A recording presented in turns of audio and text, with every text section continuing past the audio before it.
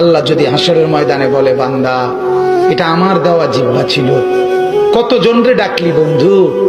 আল্লাহ যদি বলে, বান্দা আমার এই জবানে আমার নামটা কি আমি একবারও শোনার অধিকার ছিল না? আমার এই কপালটায় আজকের সারাদিনে আমি একটা সেজদাও পাওনা ছিলাম না? আমার এই কানটায় আমি আল্লাহকে একটা বারো আজানের আওয়াজটা শোনার হক আমি পাওনা ছিলাম না? কি বলবি যুবক? হ্যাঁ মুসলমান, কি বলবো? বলো না বাপ, কি বলবো?